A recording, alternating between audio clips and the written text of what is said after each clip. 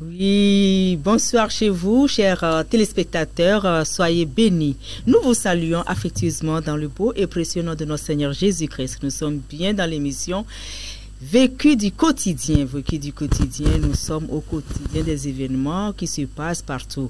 Nous allons plancher aujourd'hui sur les élèves, la rentrée scolaire. Vous n'êtes pas sans savoir qu'il y a quelques semaines, la rentrée a effectivement eu lieu et des milliers d'écoliers, d'étudiants, d'élèves ont pris le chemin des classes. Alors, que se passe-t-il? Comment les accompagner pour une réussite assurée? C'est ce qui fait l'objet de notre rencontre ce soir avec deux éminentes personnalités que vous aurez à découvrir. Alors, nous allons, avant toute chose, demander la grâce de notre Seigneur qui nous a prêté vie. Et nous sommes encore arrivés ici. Sans lui, on ne pourrait pas. C'est lui qui a permis le réveil. Et ce soir, nous sommes en train de finir la soirée, la journée. Nous lui disons merci. Alors, notre pasteur est au milieu de nous. Vous aurez le temps de le connaître, mais il va d'abord prier. Ça t'a plu en ce jour de nous réunir, Seigneur, tout autour de cette table, afin de pencher, Seigneur, de savoir quoi faire pour que nous puissions accompagner en bonne et due forme nos enfants qui viennent de reprendre leur rentrée scolaire. Nous te confions cette émission, Père. Viens siéger et que la gloire te soit donnée. Amen. Amen. Merci. À ma gauche, elle n'est plus à présenter. Elle est également une grande dame de cette télévision avec son émission La vie du couple au quotidien. Vous la connaissez, c'est Madame Tété Hiram.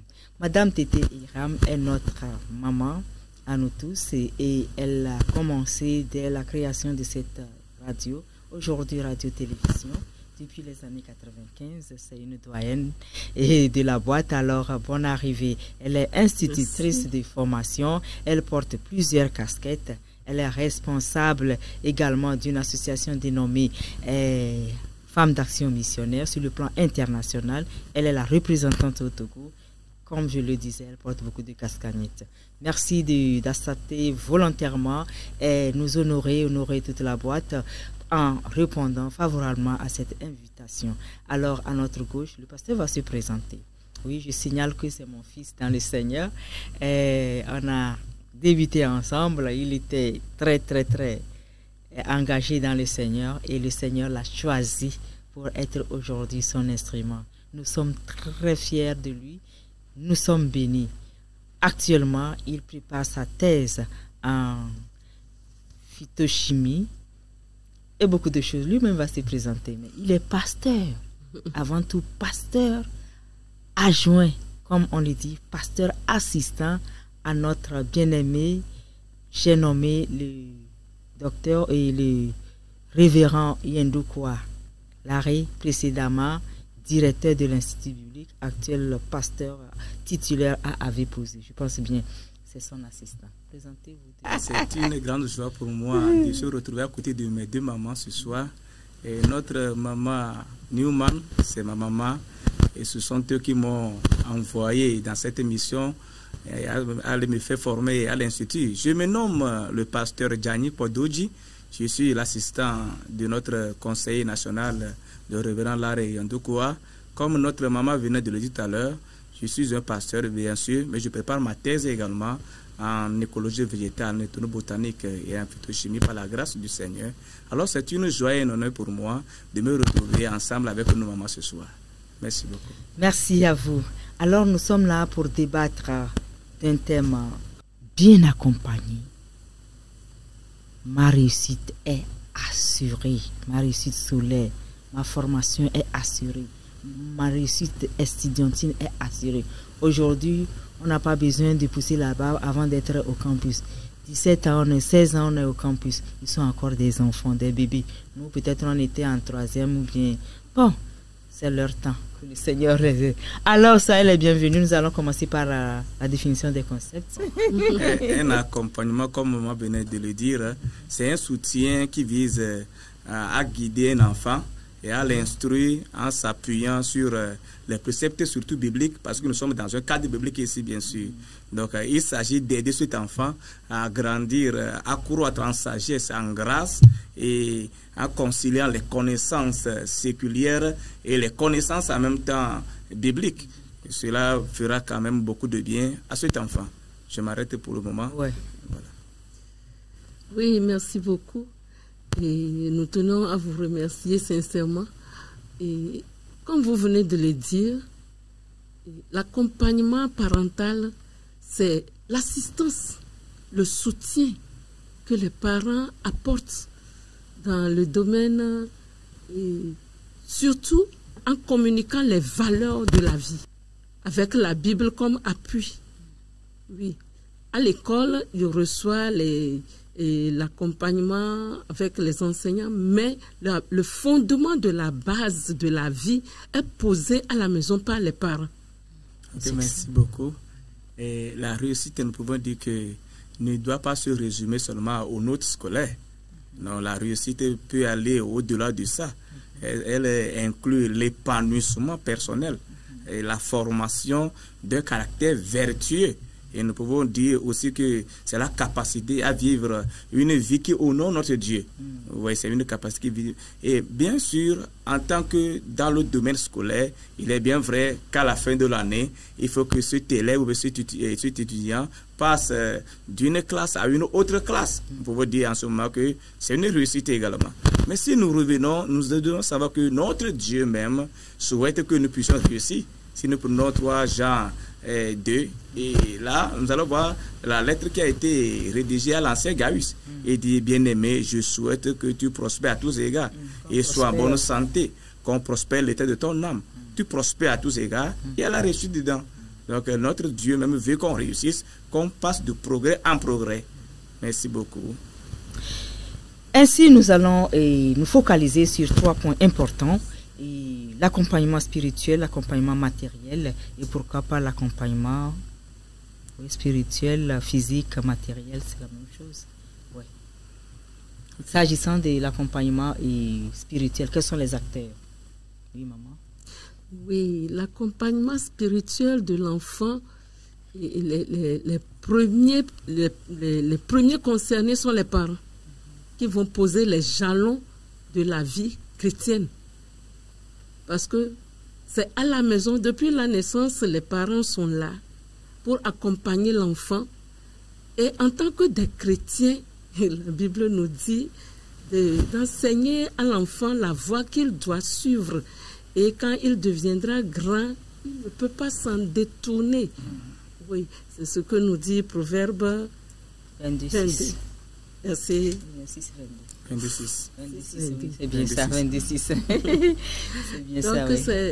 c'est le devoir des parents d'accompagner leur enfant et de lui montrer les bases de la vie chrétienne, de lui inculquer les valeurs chrétiennes.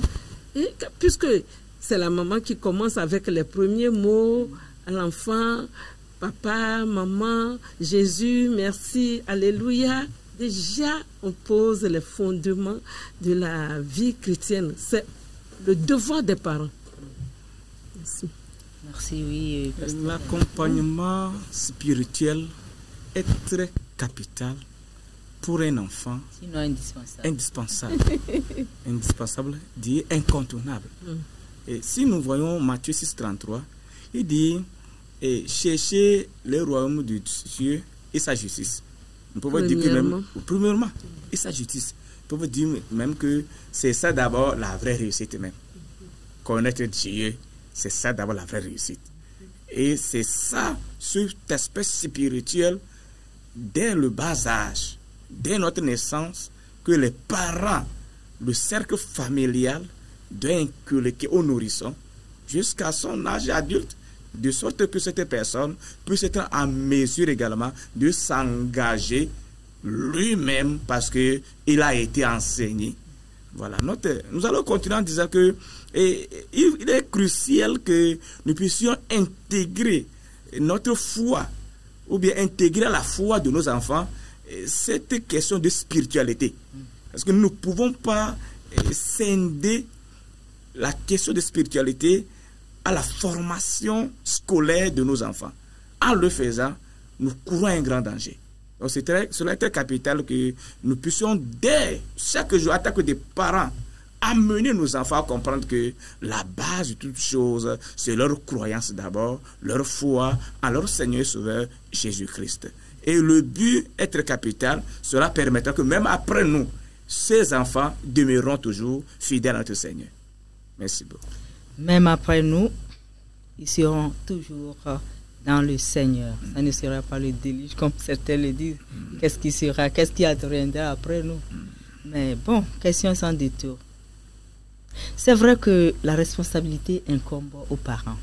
Et chaque parent conscient, et surtout chrétien, doit faire de tout son mieux pour amener son enfant ou ses enfants, ou même les enfants spirituels, nos petits frères, nos frères dans le Seigneur, à vraiment connaître Christ et à grandir dans la foi.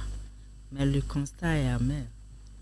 Aujourd'hui, il y a une indifférence notoire de nos enfants. Les parents font leur part. Mais qu'est-ce que nous allons dire? Est-ce que nous sommes sûrs vraiment d'avoir une bonne relève? Oui, maman? Oui, merci beaucoup. Et en effet, nous sommes dans les derniers jours. Et les données ont beaucoup changé. Nous, dans notre enfance, nous n'avions pas de télé. Et jusqu'à avoir des tablettes à la disposition des enfants, même jusqu'au portable aujourd'hui. Donc, dans l'enfance, ce sont les contes qu'on racontait, ce sont des histoires que les parents racontent aux enfants. Mais aujourd'hui, on allume la télé et on laisse les enfants, ce sont les dessins animés. Les parents sont en course d'argent, ils n'ont pas le temps pour s'adonner aux enfants et être avec eux, partager leur temps avec eux. Très tôt le matin, on se réveille, déjà papa est parti, ou bien c'est maman qui est partie très tôt et l'enfant est laissé à la bonne. Et nous avons une responsabilité en tant que des parents. Il arrive des fois que les parents, voyant l'éducation des enfants, l'homme et la femme décident, même si la maman travaillait, de laisser le travail pour s'occuper de l'éducation des enfants jusqu'à un certain âge. Les parents qui connaissent la valeur de l'éducation qu'ils doivent donner à leurs enfants, il arrive où les couples décident que la maman laisse son activité professionnelle pour s'occuper de l'éducation des enfants, voyant l'importance. Parce qu'il y a d'autres religions. Déjà à 5 ans, les enfants connaissent les étapes des cérémonies de prière de leur religion. Mais nous les chrétiens, souvent, nous avons tendance à négliger un peu. Alors que la base doit être posée dès le fondement pour pouvoir bien bâtir là-dessus. À la maison, nos temps de prière, dans la soirée ou bien dans la matinée, il faut associer l'enfant au temps de prière, que l'enfant connaisse notre foi, notre conviction spirituelle, que l'enfant connaisse ça et grandisse dans ça. Aujourd'hui, nous avons ces moyens qui doivent nous aider plus, mais qui ont tendance à égarer les enfants de la foi de leurs parents. Donc, nous devons nous ressaisir pour savoir quel fondement nous voulons laisser et poser dans la vie de nos enfants pour qu'ils puissent grandir et bâtir là-dessus pour un avenir meilleur. Merci. Merci, maman, merci. Et vraiment, le relâchement dans la spiritualité de nos enfants demeure une question de l'heure. Et c'est un grand défi qui nous incombe, nous les parents d'abord. Nous sommes à l'époque de la mondialisation. Le New Age, nouvel âge, avec l'influence des réseaux sociaux en nos jours et aussi de surcroît l'intelligence artificielle. cela doit nous faire réfléchir beaucoup, nous les parents. Nous devons savoir que nos enfants ont tous les moyens d'apprendre même en dehors de ce que nous apprenons. Alors que faut-il faire? Il est très capital. Comme Proverbe 22, verset 6 l'a dit. Il dit, instruis l'enfant. Il faut que les parents d'abord fassent ce qui est de leur responsabilité. Nous savons bien que ce n'est ni par la force, ni par la puissance, que ce n'est pas le Saint-Esprit, que c'est par Jésus-Christ, nous le savons bien sûr. Mais il faut que quand même les parents, dès le bas âge, inculquent cette connaissance de Jésus-Christ à leurs enfants. Savez-vous ce que nous faisons aujourd'hui? Les parents sont capables d'investir des millions dans la vie scolaire de leurs enfants. Mais ils n'ont pas 5 minutes seulement pour rester à table et lire la Bible avec leurs enfants. Vous voyez ce que nous faisons? Nous courons à un danger.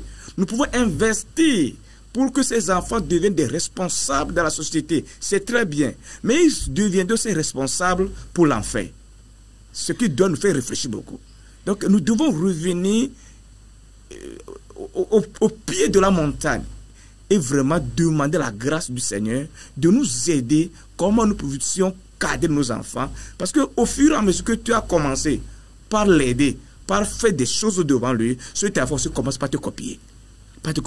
Il arrive même des temps que pendant certains congés, vous allez voir que les parents voient l'église et les enfants sont à la maison. Certains dimanches, vous allez voir que les parents voient l'église, les enfants sont à la maison. Toi, garde la maison, hein, je vais revenir. Donc, en ce moment, qu'est-ce que nous, les parents, nous les inculquons? Si nous disons que c'est la faute aux enfants, nous devons également voir notre propre responsabilité d'abord. Merci beaucoup, maman. Merci, nous sommes des parents en ligne, pas jamais en présentiel. Que le Seigneur nous aide. Tout ce que nous faisons, c'est en ligne. Et on vient flash et puis bon, on apparaît. Et l'autre fois, à une conférence de l'association des énarques, des anciens énarques et des nouveaux, des administrateurs, des fonctionnaires en général, il y avait un témoignage d'un cadre de la nation qui disait que un jour, le papa d'un enfant rentrait et très tôt, il était arrivé vers 18h et l'enfant courait vers sa maman. Et maman, il y a un monsieur qui est arrivé. Et maman qui s'approche de la porte du portail pour savoir quel est ce monsieur. Il voit que c'est son mari. Il est de la sécurité.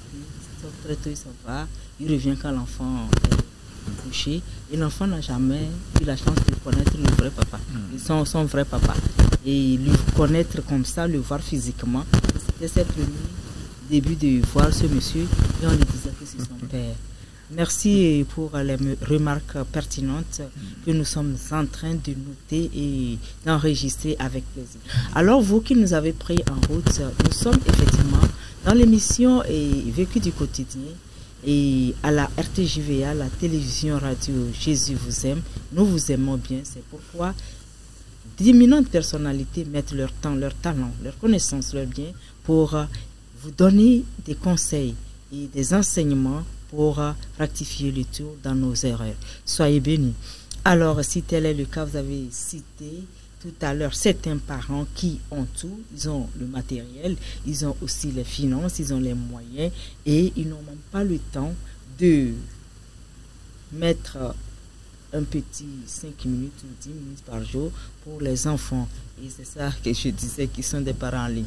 Et le contraire aussi, le contraire est là, à cette début d'année, il y a aussi certains qui en souffrent des besoins élémentaires pour pouvoir être accompagnés pour bien assurer cette rentrée. Sur le plan financier, sur le plan matériel, sur le plan alimentaire, il y a beaucoup de choses. Maman, est-ce que vous avez un mot? Oui, merci beaucoup. Et pour l'éducation de nos enfants, c'est très important dans le domaine matériel, je peux dire, pour l'accompagnement de l'enfant. Il faut s'assurer qu'à la maison, avant de partir à l'école, l'enfant ait quelque chose à manger. Trouver quelque chose à mettre dans le ventre avant de sortir de la maison. Ce que nous faisons aujourd'hui, c'est de donner l'argent à l'enfant pour aller acheter à l'école. Ce qui est très, très mauvais, si je peux le dire. Parce que l'enfant, c'est l'enfant. Mais s'il mange quelque chose à la maison avant de sortir et que vous l'appuyez avec un sou, vous serez certainement assuré que l'enfant, avant de sortir, il a quelque chose dans le ventre. L'enfant qui prend son argent du petit déjeuner et arrive à l'école le matin pour acheter du jus. Des bonbons. Des bonbons. Et alors que vous allez dire que vous avez donné de l'argent à l'enfant. L'enfant, c'est un enfant. Donc, c'est très important pour la santé de l'enfant. Et c'est un apport physique, matériel, pour l'éducation de l'enfant, pour la croissance de l'enfant. Le pasteur a mentionné Luc 2,52, pour que l'enfant puisse grandir à la stature en grâce devant Dieu et devant les hommes comme Jésus l'a été, pour grandir en stature. Ça mentionne la santé de l'enfant. L'enfant doit être bien nourri et que le parent s'assure que avant de sortir de la maison, l'enfant a pris son petit déjeuner. Et peut-être la nourriture de la pause aussi puisse l'accompagner. Mais souvent nous donnons de l'argent et des fois beaucoup d'argent à l'enfant qui va dépenser, s'acheter du jus. Et très tôt le matin, l'enfant vient avec la colique. Il ne peut pas suivre à l'école. Le mot de ventre. Ou bien l'enfant vient et commence par vomir. Mais si le parent est assuré qu'avant de sortir de la maison, l'enfant a mis quelque chose dans le ventre. C'est un côté. Et même la fourniture de l'enfant, les nécessaires, il faut que les parents s'assurent que dès la rentrée, l'enfant est parti avec le nécessaire. Quelqu'un a dit le kit scolaire. Le kit scolaire, oui. Cahiers, il faut s'assurer que ce n'est pas tout. Le parent n'est pas obligé d'assurer, de payer tout ce que on a listé, mais de voir l'essentiel pour que l'enfant ne manque pas pour son éducation à l'école. Donc c'est très important pour que le parent se donne. Il y a des parents, c'est la femme qui se bat, l'homme quelque part, bon, il s'en fout. Il ne sait pas même si les enfants vont à l'école ou bien bon, il donne l'argent à la maman qui peut-être ne va pas pouvoir tout acheter, mais elle va voir si j'achète ceci, après si on va demander encore, je vais acheter. Ce qui fait que ça ne donne pas un équilibre à l'enfant de pouvoir bien entamer la rentrée et commence pas à pouvoir recevoir les cours comme ça se doit. Donc, on doit veiller des deux côtés, que le parent soit assumer sa responsabilité. Parce que quand vous mettez un enfant au monde, vous avez le devoir de l'éduquer. Et si surtout vous êtes des chrétiens, le scolariser. Pour la scolarité de l'enfant, il faut que les parents soient responsables. Et quand l'enfant va à l'école, il revient. Il faut que chaque jour, on puisse fouiller dans son sac pour voir ce qu'il a amené à l'école. Est-ce que c'est ce qu'il a ramené encore ou bien il a égaré? Il a déjà plus. Ou bien il a appris quelque chose qui ne lui a pas... C'est très important. Lui, c'est très important de veiller sur ça.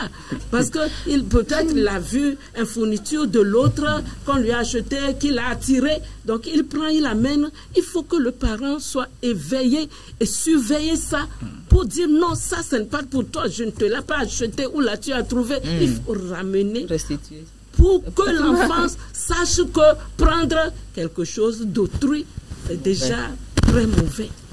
Merci. Merci, ça fait beau de vous entendre, de vous écouter. Oui, le pasteur. Ok, avant de rebondir sur cet accompagnement physique et matériel, j'ai voulu dire un mot au niveau de l'accompagnement spirituel d'abord. Et j'ai vécu ce fait. Un jour, j'étais parti, c'était dans une clinique, et l'enfant à l'infirmière, c'est une fille, elle dit, maman, je vais comme ça à l'école. Et la maman l'a dit, as-tu déjà prié? L'enfant dit, pas encore. Et maman dit, retourne. Et l'enfant était retourné pour prier, confier ça. L'enfant fait ce deux pour prier avant de repartir. Qu'est-ce que je veux dire par là?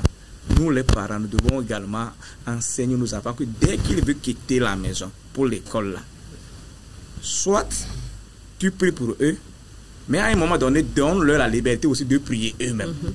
C'est une instruction, c'est un enseignement que tu es en train de leur transmettre de la sorte. Devant eux, prier ensemble pour son professeur, pour ses enseignants. Déjà, prier pour ses collègues, vous êtes en train de transmettre quelque chose dans la vie de cet enfant qu'il gardera pour toujours. Vous voyez. Et lorsque les examens vont s'approcher, et en tant que parent, il faut avoir quand même ce temps. Prions pour les examens. Bien que tu as terminé de réviser, prions maintenant pour les examens, pour que tu puisses aller et que le Seigneur puisse t'aider à se rappeler de tout ce que tu aurais appris. Donc, avec tout ça là déjà, nous sommes en train de communiquer certaines vertus à nos enfants à travers ces gestes-là.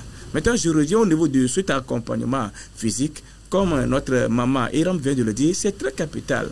Nous sommes le temple du Saint-Esprit. C'est notre corps, n'est-ce pas? Ce corps a besoin d'être entretenu. Ce corps a besoin de soutien. L'enfant qui va à l'école, cet enfant a besoin d'abord de la santé. Très nécessaire. En tant que papa, maman, il est de notre responsabilité. C'est notre devoir d'assumer pleinement à la bonne santé de nos enfants, de faire ce qui est de notre capacité pour que ces enfants quand même puissent être en bonne santé. Parce que cette bonne santé leur permettra de se concentrer, leur permettra quand même d'apprendre bien, d'être quand même en eux-mêmes, se sentir vraiment en joie et de continuer. Mais cette santé doit provenir également de l'alimentation équilibrée, comme notre maman venait de le dire. Et l'enfant revient et vraiment, même si c'est une poignée de nourriture, parce qu'il n'y en a pas, car quand même ça, que ça soit un peu riche, ça va aider cet enfant quand même à pouvoir trouver une bonne santé. Il ne suffirait pas seulement de bourrer le ventre seulement et qu'il n'y a rien dedans, mais que le Seigneur puisse quand même nous aider, nous les parents, à faire ce qui est de notre mieux pour vraiment cet accompagnement physique de nos enfants. Et il y a certains parents également. Et quand l'enfant revient, peut-être tu vas voir que lui-même il a commencé à faire des traces dans ses cheveux. Il a vu que quand son ami est parti chez le coiffeur, on a fait des traces comme ça. Et c'est pas toi qui l'as fait ça. Ton enfant revient à la maison avec des traces comme ça sur la tête. Qu'est-ce que tu dois dire en tant que parent? Mais quand tu te tais, le lendemain, ce qu'il fera encore sera encore plus grave. Donc quand même, il faut quand même, en ce moment, en tant que parent, le ramener à l'ordre. Il dit que non, mon enfant, tu vois ça, tu vois ça. Non, ça, c'est pas bon. Il faut l'expliquer quand même, le bien fondé de ce qu'il vient de faire. L'impact de ce qu'il vient de faire pour qu'il puisse quand même noter quelque chose pour les jours à venir. Et également, au niveau de cet accompagnement matériel, nous devons savoir également que il est bien vrai, peut-être toi, papa, maman, vous n'avez pas les moyens nécessaires pour quand même procurer tous les kits scolaires à vos enfants. C'est pas grave. C'est pas grave. Il faut voir l'essentiel. Il faut voir l'essentiel. Et au fur et à mesure qu'ils ont l'essentiel, le Seigneur vous bénira chaque jour. Vous achèterez encore toujours pour ajouter à cet essentiel déjà. Et à un moment donné, cet enfant ou ces enfants auront quand même accompli leur kit scolaire. Cela vaut la peine. Cher papa, chère maman, vous qui nous écoutez maintenant, vous devez savoir également que, ou bien nous devons savoir que la fourniture scolaire est très capitale pour vraiment une bonne éducation de nos enfants. Et nous devons choisir, quand ton enfant revient, il ne doit pas apprendre dans le bruit. Non, il faut qu'il y a quand même ce calme. Nous savons bien qu'il y a certains enfants qui aiment rester dans un bruit doux, mais pour apprendre. Mais d'autres personnes, ils ont besoin du calme absolu. Il faut connaître cet enfant et savoir comment l'amener à pouvoir se concentrer, à pouvoir réellement se donner à ses leçons. Je voudrais vous parler de ceci. Il est des fois très pitoyable de voir que après un mois de la rentrée scolaire, on renvoie ton enfant de l'école parce que tu n'as pas pu donner quelque chose au début. Si ton enfant est dans un établissement scolaire, plutôt privé, qu'est-ce que parent tu dois faire? Dès la rentrée, tu sais que tu n'as pas les moyens pour aller verser tout. Tu dois faire quoi? Va directement au niveau de l'administration de l'établissement. Prends un engagement avec l'établissement que je sais que je ne peux pas donner tout en même temps, mais telle date, je vais donner ça, telle date, jusqu'à la fin de l'année. L'administration va vous comprendre. Mais il suffirait que tu puisses aussi respecter cet engagement-là. Et ton enfant ne sera jamais renvoyé. L'enfant aussi sera compté parmi vraiment les enfants dont les parents ont honoré tout en même temps.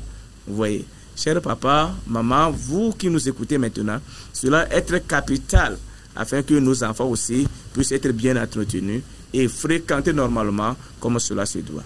Merci beaucoup. Merci beaucoup, pasteur. Oui, maman, je préfère. Oui, merci beaucoup. Vous avez toute la latitude. Oui, et en effet, en tant qu'éducatrice, moi, ça me fait très mal de voir des enfants renvoyés en plein cours. Parce que les parents n'ont pas assumé leurs responsabilités pour payer la scolarité des enfants. Je dis souvent, il y a l'école officielle, surtout à partir de l'école primaire, et les enfants ne paient pas la scolarité. Ils honoraient des taxes scolaires. Donc, si le parent, sachant ses moyens, c'est que je ne peux pas, il faut les emmener à l'école publique. Mais si vous inscrivez l'enfant dans une école privée, sachez que vous avez un devoir de payer la scolarité. Quand on renvoie l'enfant, ce n'est pas à l'enfant d'être renvoyé. C'est le parent qui doit assumer sa responsabilité, son devoir de payer le kit et la scolarité de son enfant. En plein cours, d'abord on donne un avertissement, on donne une fiche pour avertir le parent que, s'il vous plaît, jusqu'à tel moment, vous devez venir payer la tranche de la scolarité. Et si vous n'avez pas les moyens, il faut venir voir le responsable, le directeur, la directrice de l'école, votre enseignant, pour lui expliquer, j'ai ceci, prenez. Jusqu'à ce temps-là, je vais venir compléter. Alors votre enfant sera quitte à l'école. C'est très lamentable que les autres sont en train d'étudier et que ton enfant va sortir de l'école parce que tu n'as pas joué ton rôle. Tu n'es pas venu, tu as reçu la note, mais tu n'es pas venu vers le directeur, l'administration de l'école pour pouvoir exprimer tes besoins, pour pouvoir dire si tu as les possibilités de payer ou tu n'as pas les possibilités. Même s'il faudra faire une plaidoirie de le faire à cause de ton enfant. L'administration de l'école, les enseignants aussi sont des humains. Ils comprennent. Il y en a qui ont les moyens, mais qui refusent. Ils attendent que l'enfant soit renvoyé avant de venir, mais ce n'est pas du tout bien. Que nous puissions jouer notre responsabilité pour favoriser l'éducation de l'enfant, que l'enfant soit mis dans de bonnes conditions pour étudier. Merci. Merci maman, et ça fait plaisir d'entendre toutes les discussions qui sortent, et je pense que vous êtes en train de nous suivre de bout en bout et que vous êtes aussi vraiment intéressés. Que le Seigneur soit loué. Oui, maman et le pasteur venaient de faire des remarques très pertinentes, et peut-être que le parent aussi a des moyens, mais pour le parent, il préfère construire l'avenir de ses enfants avec les buildings, avec les maisons à étage, avec les biens matériels, des terrains par ici, par là, un comptable, mais il n'est pas capable de fournir des études en bonne et due forme à cet enfant pour que demain il se prenne en charge.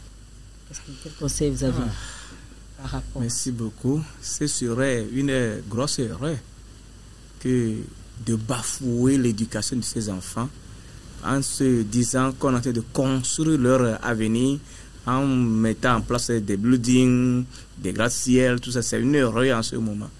Il serait préférable d'investir dans la vie de ces enfants plutôt que d'investir dans les immeubles, tout cela, et bafouer à leur éducation. Savez-vous, quand ton enfant est bien éduqué, quand ton enfant a ses diplômes, quand ton enfant est bien formé, il peut réaliser tout ce que tu as de réaliser aujourd'hui pour toi. Il peut le faire. Et lorsque tu es en train de bafouer son éducation au profit des réalisations en son nom, peut-être il n'est pas le seul enfant, hein? Vous devez le savoir. Après votre mort, vous ne savez pas ce qui va arriver, mais que Dieu nous en préserve. Vous ne savez pas ce qui peut arriver. Mais lorsque l'enfant est bien bâti, l'enfant est vraiment formé, il peut frapper toutes les portes. Il peut aller partout. Il est capable d'ouvrir toutes les portes et lui aussi en son tour de devenir quelque chose dans le futur, de réaliser même au-delà de ce que vous aviez pensé. Donc je vais quand même, à mon humble avis, dire aux parents, il est préférable d'investir d'abord dans la vie scolaire de leurs enfants et ensuite, ces réalisations ne seront pas aussi négligées quand même. Merci beaucoup. La priorité avant tout, voilà, l'éducation, la scolarisation des enfants. Oui, maman, avant d'ajouter un mot. Oui, ce qui est bien dit, pasteur. En effet, il y a une famille, le monsieur, il est grand fonctionnaire, et le temps qu'il est en train de construire une grande maison, à la maison, la femme et les enfants souffrent de quoi manger. Et il répète chaque fois qu'il est en train de bâtir la maison où ils vont rentrer. Et vraiment, c'est très lamentable. Nous devons comprendre. Un enfant bien éduqué peut jouer le rôle que papa attend de lui demain. Ce que papa devait faire quand tu investis dans l'enfant et l'enfant devient un responsable demain. Et il peut combler le vide que vous avez laissé derrière, comme vient de le dire le pasteur. Donc c'est très important. J'avais appris une fois, c'est pas un parent très lointain, son fils a réussi au bac et le papa s'est fâché. Pourquoi l'enfant a réussi? Il est en train d'emmagasiner l'argent pour construire. À cause des défenses qu'il attend. Vraiment. Donc c'est... Quand le parent est responsable, il sait que ses enfants demain vont faire sa fierté, vont le représenter. Les gens ont investi dans le logistique. Ils ont des immeubles, ils ont des comptes en banque, mais les enfants, demain, après, eux sont devenus des délinquants. Des drogués qui ont dilapidé le bien que les parents ont fait. Et parce que le papa a beaucoup d'argent, le papa a si...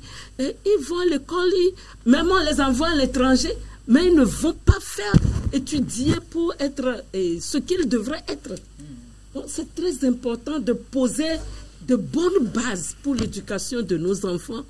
Et comme le traité de base l'a dit, instruit l'enfant sur la voie qu'il doit suivre, et quand il deviendra grand, il ne veut pas s'en détourner.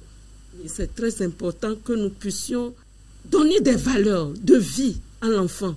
Comment se prendre en charge, et pas seulement donner de l'argent et investir des millions pour que l'enfant soit ait la tête bourrée, mais que l'enfant soit instruit sur des valeurs chrétiennes formées pour la vie, pour pouvoir affronter la vie de demain. Merci beaucoup. Il y a un aspect que je voudrais toucher. Et nous avions parlé des parents riches et qui ont la capacité de scolariser leurs enfants, mais qui nous le négligent. Au même moment, il y a certains parents également aussi, ils scolarisent bien leurs enfants, mais ils négligent la spiritualité, comme nous l'avions déjà dit.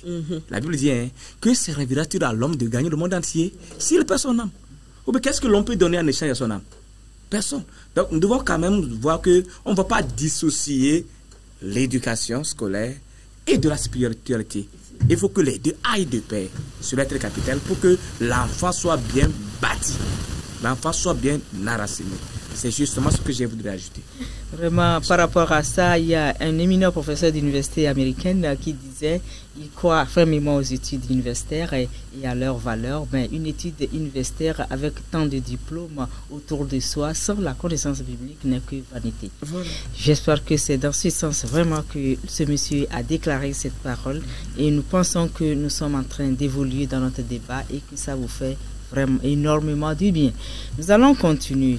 Jusqu'alors, je voulais aussi relever un aspect, si vous permettez, si vous êtes maître du débat, parce que moi je donne mes questions, et je voulais attirer aussi votre attention pour dire que vous disiez un mot.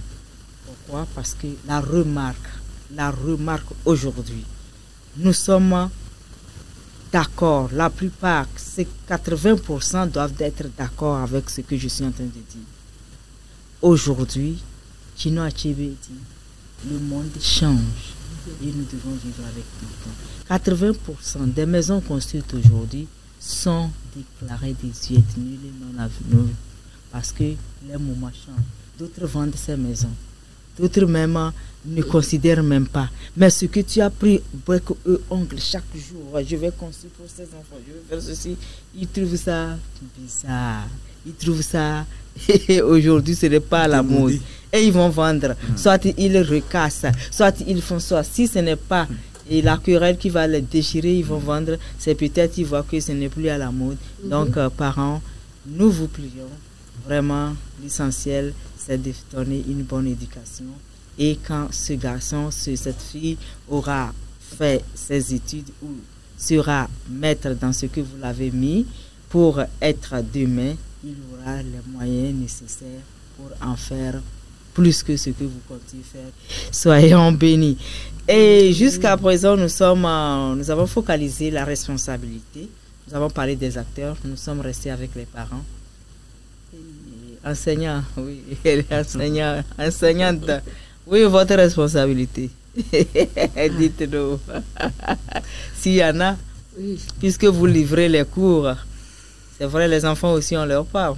Est-ce que c'est tout le monde qui finit? Vous finissez vos programmes pour que les enfants disent « Ah, le maître a déjà tout fait. C'est moi qui n'ai pas appris. » Pour que la responsabilité ne se repose pas sur vous.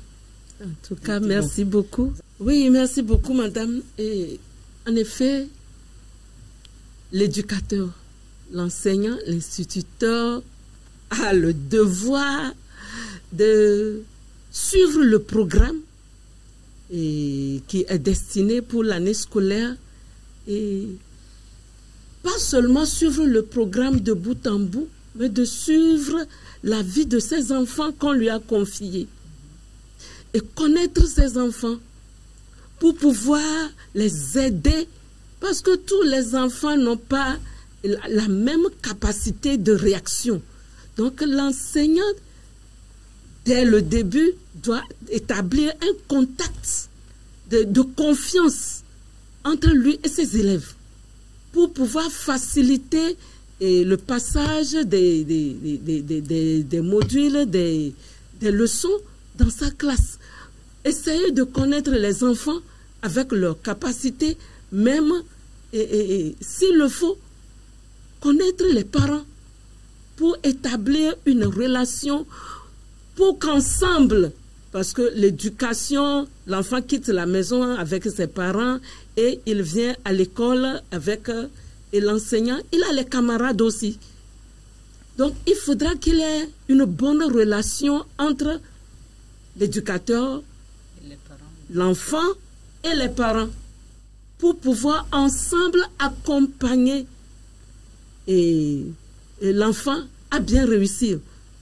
L'enseignant, il a son programme pour l'année. Donc, il doit tout faire pour bien préparer sa classe, bien dispenser son cours, mais connaître les enfants pour savoir comment les aider, pour les amener au niveau requis pour leur réussite en fin de l'année. Merci. En tant que nous, les enseignants, nous avons de l'eau de responsabilité également. Nous devons savoir que nous sommes des guides académiques pour ces apprenants. Ça, si nous ratons ce rôle... Et aussi des parents. Voilà, de guide académique pour ces enfants et les parents en même temps. Si nous ratons ce rôle, vraiment, les enfants feront naufrage. Et en tant qu'enseignant, je dois faire de sorte que dans ma classe, il puisse y avoir d'abord de la discipline. Parce que là où il y a le désordre, rien ne marche. Tout ne sera que du désordre. Alors, il faut qu'en tant qu'enseignant, qu'il y ait de l'ordre, qu'il y ait de la discipline. Et d'abord, en tant que moi, enseignant, je dois me respecter d'abord. Il faut que je sois un modèle pour les apprenants. Que je puisse les inspirer. Et puissent dire que, hey, un jour, je veux être comme tel professeur, hein, comme tel enseignant. Hein. Déjà, quand cette ambiance règne déjà au sein de la salle, d'abord, les enfants là vont quand même porter beaucoup d'attention aux cours que vous donnez parce qu'ils sont déjà captivés par d'abord votre modèle et vos manières de se prendre avec eux les amènera également à vraiment mener une vie confortable et une vie vraiment acceptable. En tant qu'enseignant, il est de mon rôle que chaque fois que mes enfants sont là, je puisse faire des révisions. Parce que je vois, le programme est là, bien sûr. Je sais que de tel semestre à tel semestre, je dois terminer ce cours. Et je ne vais pas me cantonner seulement en ajoutant seulement le cours. En ajoutant seulement le cours, sans faire des révisions, sans donner des exercices de maison, sans vérifier si ces exercices sont traités ou pas. Je dois essayer quand même en tant qu'enseignant pour bien faire mon travail, donner des exercices de maison chaque fois et avoir le temps pour les corriger, tout en aussi avoir soin de terminer mon programme à temps, comme cela se doit. Alors, en le faisant, comme notre maman Iram vient de le dire, je dois faire tout possible pour être en contact avec les parents. S'il y a un enfant, je vois que dans la salle, ça ne va pas du tout. Cet enfant, vraiment, ça ne marche pas. Je dois quand même essayer de contacter les parents pour voir qu'est-ce qui ne va pas avec leur enfant à la maison. Et on saura ensemble comment trouver une solution pour que cet enfant vraiment puisse se retrouver et continuer la marche d'ensemble avec ses amis. Alors, mes chers parents, chers enseignants, nous avons vraiment un grand rôle à jouer dans ce domaine et particulièrement en tant qu'enseignant. Il reste à savoir que l'enseignant puisse vraiment avoir cet amour d'avoir une oreille attentive aux enfants avec vos effectifs pléthoriques. Si toi tu ne veux pas, bon, on s'occupe de l'autre. Mais plutôt, le parent a le devoir chaque fois d'être en contact avec, si vraiment il veut la réussite de son enfant. Parce que l'enseignant, lui, il est calé, il est avec tout ça là. Bon, maman, vous êtes mieux placée. Oui, merci beaucoup. Oui, effectivement, il faut qu'il y ait une ambiance dans la classe, une ambiance de convivialité pour mettre les enfants à l'aise et pouvoir, de manière qu'ils puissent recevoir l'enseignement que l'enseignant dispense dans la classe. Et le modèle, c'est très important. Nous, les parents amènent les enfants presque... C'est le commencement dans une soif que l'éducateur, l'enseignant est amené à étancher, à combler. Et pas seulement l'enseignement livresque. Vous êtes en train de bâtir une vie. L'éducateur, l'instituteur est en train de construire une vie. Donc, vous avez à donner le modèle que vous avez et ensuite la leçon que vous avez à inculquer à l'enfant. Quand vous mettez les enfants dans une bonne ambiance, les enfants sont à l'aise et l'enseignement se passe très bien. Et c'est la responsabilité du parent de voir de temps en temps, est-ce que mon enfant arrive? Qu'est-ce que je dois faire? Dans quel domaine je dois l'aider? Vous voyez dans la classe, les parents qui viennent souvent, leurs enfants, il y a une différence dans leur apprentissage. Oui, parce que le parent, il est à pied d'œuvre pour voir. Mais quand le parent, il vient, il dépose l'enfant, il paie la scolarité, et puis c'est fini. Vous voyez qu'il a une différence. Donc, c'est très important qu'il y ait une relation établie entre le parent, l'enfant, l'éducateur, pour que l'enfant puisse bien évoluer en s'épanouissant dans tous les domaines. Merci beaucoup. Justement, c'est ici de lever haut la voix pour dire que si nous voulons vraiment aider ces enfants, vraiment, arrêtons certains comportements. Vous qui êtes là pour aller mettre des kiosques, des bars à côté des écoles, des trucs de drogue pour vendre aux enfants, maman, dis-leur quelque chose. Parce que nous sommes en train de nuire à cette génération. Et on se demande vraiment, quelques années après, ils sont très intelligents, ils évoluent. Mais ça les bloque. Les comportements vraiment inhumains qui nous laissent à désirer. Nous sommes presque à la fin de notre temps. Mais vous avez parlé, nous avons les acteurs maintenant et les conseils pour les élèves eux-mêmes. Les parents font leur part, les enseignants font leur part, eux-mêmes là. À part l'éthique, à part le spirituel, et même là, les leçons qu'ils reçoivent. Là. Oui, les enfants doivent obéissance. soumission pour pouvoir accepter l'éducation que leurs parents leur donnent, l'éducation que les enseignants leur communiquent dans les écoles pour pouvoir bien réussir. Savoir qu'eux-mêmes, ils ont un avenir qu'ils doivent construire avec tout ce qu'ils reçoivent du côté des parents, du côté de l'école, des enseignants, qu'eux-mêmes, ils ont un avenir devant eux, qu'ils doivent bâtir et construire ça ensemble avec ce qu'on leur donne. Accepter d'apprendre ces leçons, accepter de recevoir les corrections, les instructions pour pouvoir arriver à être quelqu'un de bien demain. Merci. Merci, je pouvais... éducateur, enseignant, pasteur. Merci beaucoup, maman. Je pouvais rebondir en disant que ces enfants sont les principaux acteurs de leur propre réussite. Si l'enseignant fait sa part, les parents font leur part, alors cela incombe à l'apprenant lui-même de se donner, d'apprendre sérieusement ses leçons. Au jour le jour. Quand tu reviens de l'école, après avoir mangé, s'il faut tu reposes un peu. Quand tu te réveilles, qu'est-ce que tu as encore à faire? Parce que la soirée, tu dois aider les parents, n'est-ce pas? Bon, quand même, revise tes leçons. C'est ce pourquoi tu es appelé. Toi, tu es appelé à apprendre. Les parents sont là pour fournir l'essentiel. Pour que toi, il faut se donner. En ce temps-là, tu es là pour apprendre. Apprends seulement. Apprends seulement. Et c'est ça l'essentiel. C'est pourquoi eux-mêmes, s'ils veulent réussir, ils sont d'abord les premiers acteurs, comme je l'ai déjà mentionné, de leur propre réussite. C'est tout. C'est tout. C'est tout. Merci beaucoup, maman. Vous avez un mot de conseil? Oui, nous sommes au début de l'année scolaire et nous souhaitons que chaque acteur joue son rôle pour l'épanouissement de nos enfants. Et surtout quand nous sommes des chrétiens, que nos enfants reçoivent ces valeurs chrétiennes. Savoir que quand je pars à l'école, je ne dois pas prendre quelque chose qui ne m'appartient pas.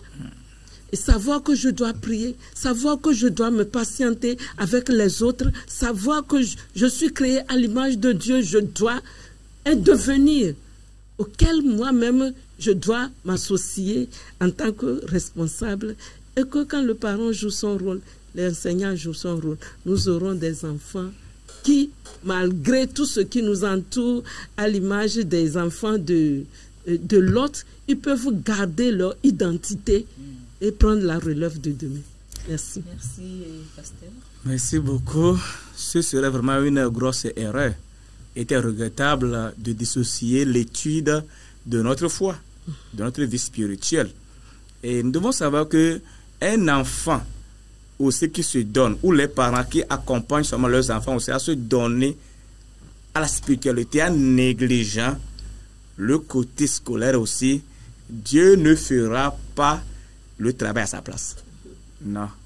L'enfant doit apprendre et Dieu l'accompagne à la réussite. Mais tant que tu négliges d'apprendre et tu te concentres pour adorer seulement le Seigneur, tu vas échouer. Lamentablement. D'abord, tu as de pécher contre Dieu.